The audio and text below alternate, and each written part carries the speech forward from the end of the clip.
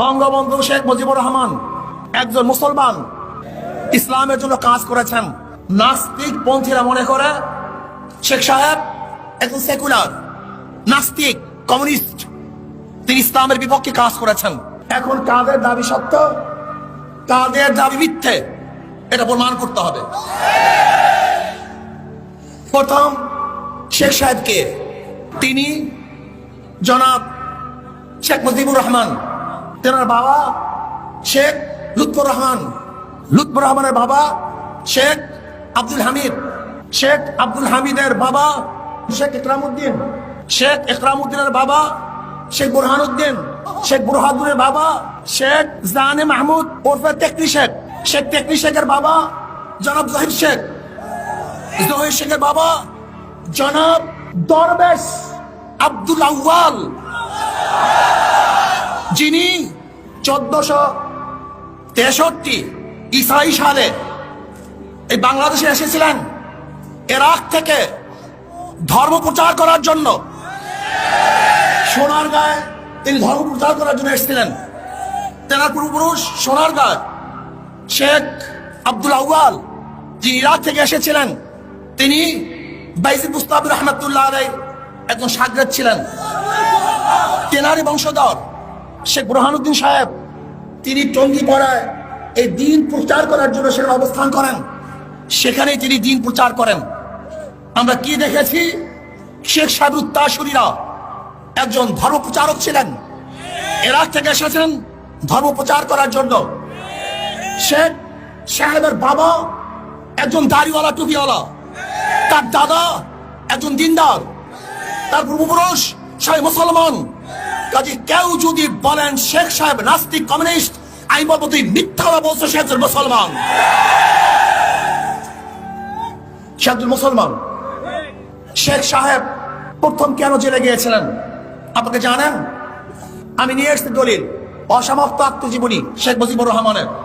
এই বইয়ের মধ্যে আপনি দেখেন শেখ সাহেব কে ছিলেন, কি করেছেন, যারা তাকে নাস্তিক বানাবার পায়তারা করে দিয়েছেন। আমি বলবো তুমি নিজে নাস্তিক, কাজে তোমার চক্ষু দিয়ে অন্যকে নাস্তিক দেখো। তুমি যদি মুসলিম হও তাহলে তোমার চক্ষু দিয়ে আর যদি মুসলিমই দেখবা। আমি কিছু প্রমাণ দিই।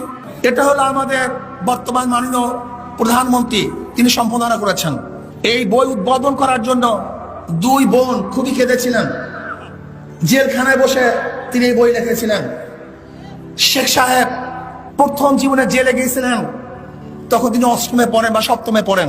তিনি এসছেন বাড়িতে, তাকে বলা হলো হিন্দু জমিদার একজন মুসলমানকে ধরে নিয়ে গেছে।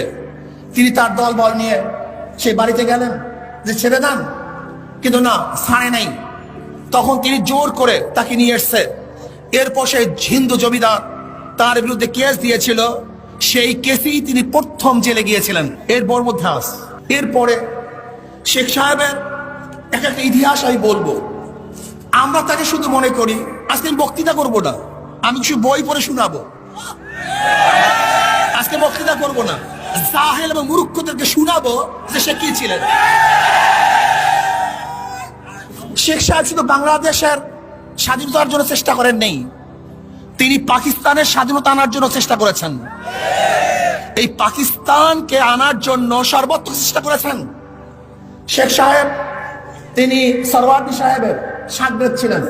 তিনি নিজেই বলেন এই বইয়ের মধ্যে যে যখন সরওয়ার্দী সাহেব, ফজলুল হক সাহেব যখন গোপালগঞ্জে গেছিলেন, তখন আমি ছাত্র ছিলাম, আমি স্বেচ্ছাসেবকের দায়িত্ব পালন করছিলাম। সবাই অংশগ্রহণ করতেছে, কিন্তু একদল লোক অংশগ্রহণ করে নাই, হিন্দু বন্ধুরা অংশগ্রহণ করছে না। আমি চিন্তা করলাম কেন? আমি একজনকে প্রশ্ন করেছি, কিরে তোর অংশগ্রহণ করছিস না কেন? কারণ না, কংগ্রেস এবং হিন্দু মহাজোট আমাদেরকে নিষেধ করেছে অংশগ্রহণ করার জন্য। তিনি এই বইয়ের মধ্যে লিখেছেন। তিনি কি বলেছেন যে না, এখন পাকিস্তান না করলে মুসলমানদের উপায় নাই, কাজে অবশ্যই আমাদেরকে পাকিস্তান করতেই হবে। অনেকেই মনে করেন যে শেখ সাহেব তিনি নামাজ পড়তেন না। আমি দেখব তিনি কি করতেন, অন্য কিছু বলবো না। দেখেন এই বইয়ের মধ্যে তিনি বলছেন, আমি যখন জেলখানায় ছিলাম তখন 5 ওয়াক্ত নামাজ আমি ঠিক মতো পড়তাম। শেখ সাহেব আমাদের পরিচয় কি দিয়েছেন? দেখবেন টক শুতে সবাই বলে আমাদের পরিচয় আমরা বাঙালি, আমাদের পরিচয় আমরা কি বাঙালি। আর তিনি কি পরিচয় দিয়েছেন? তিনি এই বইয়ের মধ্যে দেখেন, পৃষ্ঠা নাম্বার হলো 47, অসমাপ্ত আত্মজীবনী, পৃষ্ঠা নাম্বার হলো 47। তিনি বলেছেন আমাদের বাঙালির মধ্যে দুইটি দিক আছে, একটা হলো আমরা মুসলমান আর একটা হলো আমরা বাঙালি। প্রথম আমরা কি? আমরা মুসলমান, এরপর আমাদের পরিচয় আমরা বাঙালি। আমরা শুধু বাঙালি নয়, আমরা প্রথম মুসলমান, তারপর আমরা বাঙালি। এটা প্রথম জাতীয় পরিচয় আমাদেরকে থাকতে হবে। আমরা প্রথম মুসলমান, তারপর কি আমরা বাঙালি। দিল্লিতে যখন তিনি ঘুরতে গিয়েছিলেন, মুসলমানের প্রতি আকর্ষণ কি ছিল? মুসলমানের প্রতি আকর্ষণ কি ছিল দেখেন। আবার দিল্লি শহরকে ভালো করে দেখে নিলাম, শত শত বছর মুসলমান দিল্লি থেকে সমস্ত ভারতবর্ষ শাসন করেছে। তখন কি জানতাম এই দিল্লির উপর আমাদের কোনো অধিকার থাকবে না? শেখ সাহেব বলতেছেন দিল্লি ঘোরার সময়, দিল্লি লাল কেল্লা, কুতুব মিনার, জামে মসজিদ আজও অনন্য মুসলিম শিল্পের নিদর্শন ঘোষণা করছে। পুরানো দিল্লিও তার আশেপাশে যখনই বেড়াতে গিয়েছি দেখতে পেয়েছি সেই পুরানো স্মৃতি, মুসলমানের স্মৃতি। কাজী তিনি কি বলেছিলেন যে মুসলমান এই দিল্লি ছেড়ে চলে যাবে, এটা কোনোদিন ভেবেছিলেন? মুসলমান কোনোদিন ভাবতে পারেন নাই। শেখ সাহেব তিনি 5 ওয়াক্ত নামাজ পড়তেন, আমি সেইটা আপনাকে দেখাচ্ছি। তিনি একজন মুসলিম লিডার ছিলেন। তিনি বলেন, এটা 169 পৃষ্ঠা। কি বলেন?